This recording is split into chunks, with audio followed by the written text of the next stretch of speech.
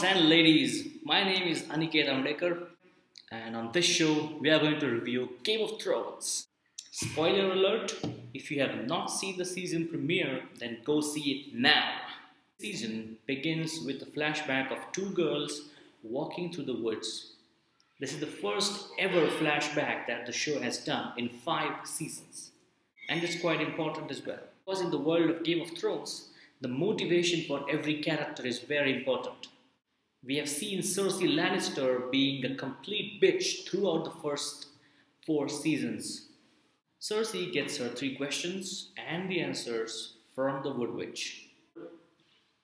From the answers that she gets from the Wood Witch, we get to understand why she has been a bitch to Sansa and Margaery and any new girl who is coming into the life of her sons. She sees them all as a threat that needs to be dealt with. So, can you imagine why the show began with this scene? I mean, they could have done anything. They could have begun with Tyrion as well. But why did they begin with that scene? I think this will act as a major arc in the story. So, coming to the present, we see that Tyrion Lannister's body is being guarded by the King's Guard, that is Jaime Lannister. When Cercei arrives at the funeral, she makes everyone wait for her. She makes Jaime realize the consequences of his actions, which were purely driven by his emotions towards Tyrion. Now, Tyrion, escaping from the King's Landing in a crate, ends up in Pentos, at the palace of Illyrio, the friend of the spider. Having killed his father and his lover, he is in a shitty mood and just wants to drown himself in wine. However, Varys sees a potential in Tyrion and has some kind of a scheme in his bald head which requires the sanity of this man. Next, we go to Meereen, where the Unsullied have taken down the statue of the Harpy, and Daenerys has taken residence in the Harpy's pyramid. We then see one of the Unsullied getting killed by the Sons of Harpy. Sons of Harpy are the guys who are trying to emerge against Daenerys and her kingdom. So killing one of the Unsullied and leaving the Sons of Harpy's mask on top of him, that is a strong message to Daenerys. And they're also challenging her authority in her own domain. So if she can't control her realm here, how can she control the 7 kingdoms? So she has been trying to deal with one problem on the other throughout her journey as a queen. And now, I think in this season, it's going to be the Sons of Harpies and how she deals with her. In response to the Sons of the Harpies' actions, Daenerys decides to bury the White Rat, or the Unsullied who died, in the Temple of the Graces with honor and publicly. Now that's a very strong message being sent to the opposition, being sent to the Sons of the Harpy. So if there is a side who is trying to rise against you, and you are sending them this kind of a strong message, that not only shows your authority, it also shows that you're not afraid of them. So that makes the people believe in you, and it weakens their support. So Daenerys is learning her politics the hard way, but she's trying to learn. And the show's creators seem to have decided to make up for the lack of skin show last season. We now come to the Wall, where there has been a lot of power shift that happened in the end of season 4, where Stannis comes to save the Night's Watch with all of his army and his knights. Now Stannis is on the Wall with his army, and he's trying to influence the decisions being made by the Night's Watch. Jon training the baby crows and turning them into fighters. We see that he's training the same guy who killed his lady love in the last season. Stannis meets Jon and he wants the wildlings to come with him to Winterfell. Stannis has declared earlier that he has the rightful claim to the throne, and he will be marching and he will be trying to take the throne. So in order to get him his required support, he cannot go and sit on the Iron Throne without the support of the North. And North is being controlled by the Boltons right now. Who's the guy who hates Boltons the most? That should be Mr. Jon Snow. The Boltons killed his brother. They killed his entire family. So Stannis meets Jon and he wants the wildlings to come with him to Winterfell and help him to take back the North. And North is being ruled by the Boltons at the moment. So I feel that the acting and the writing in this episode has been superb. So you can't miss that proud look on Stannis' face when he's talking to Jon, and you can just see that he's a man who thinks he's going to sit on the Iron Throne. So apart from being a good commander, Stannis is also a good politician. We see that he starts the conversation with Jon with the hatred that they share for Boltons, because the Boltons are the ones who put that dagger into Robb Stark's heart. So is Jon Snow really going to help them to take back Winterfell? We know that the wildlings don't really have a king. They didn't have a leader until there was Mance Rayder, who was able to unite all the wildlings, and they were following him. So in order to get their support, he needs to get support of Mance Rayder. And he knows that Jon Snow and Mance Rayder are best buddies. So if Jon cannot convince Mance Rayder to bend the knee by the end of the night, Stannis is going to end his life by burning him. Why burning? Well, Stannis believes in the Red God. So in the world of Red God, if you need to be punished, you're going to be burned alive. In the last season, when the story ended, Robin is a meekling, and his mother has died at the hands of Littlefinger. And we see that Littlefinger now controls the Vale, as he has been given the mastership or the lordship of that kingdom.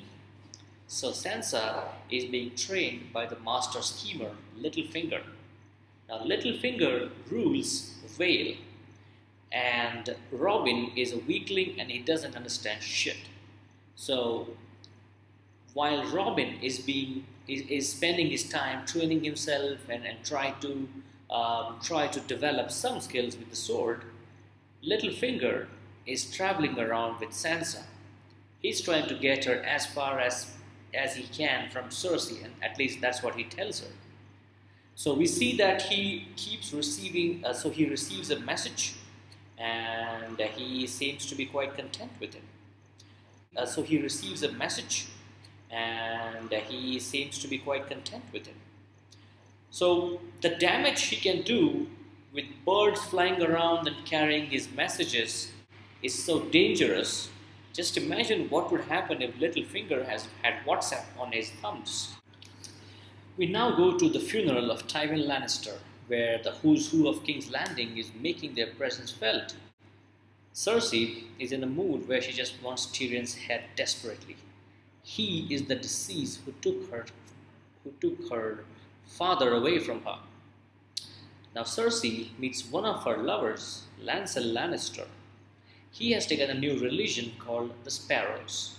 Now that is a new factor that they have added in this season, and I think it's going to be a part of the major story arc this season. We see that there is a tug of war for Tommen between Cercei and Margaery. Well, it's mostly because Cercei is in power only until she is in King's Landing.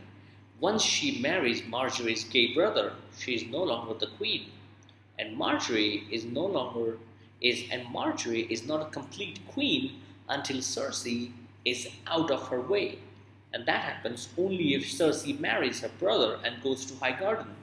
There is no one who can force the Cercei to marry Margaery's brother, or for that matter, anyone. So Margaery is screwed, and now she's trying to think of ways how she can get even and how she can make her way clear. Lord Varys and Littlefinger are characters who seem like bystanders, but in reality they're not. Their actions influence a lot of major events that happen around the doomed world of Westeros. You can see that there are storylines who are going to cross each other. So when the seasons began, Daenerys' story has been on one side of the world, Tyrion's story is on the other side of the world, and now because of the tremendous or because of the devastating events that happened at the end of the last season, their roads are going to cross, and that's going to be a very interesting conversation. I'm really looking forward to it. In the next scene, we go back to Marine, where Daenerys is being approached by his Zelaric for reopening the fighting pits. And this request is coming from the wise masters of Yunkai. So Daenerys states her mission clearly.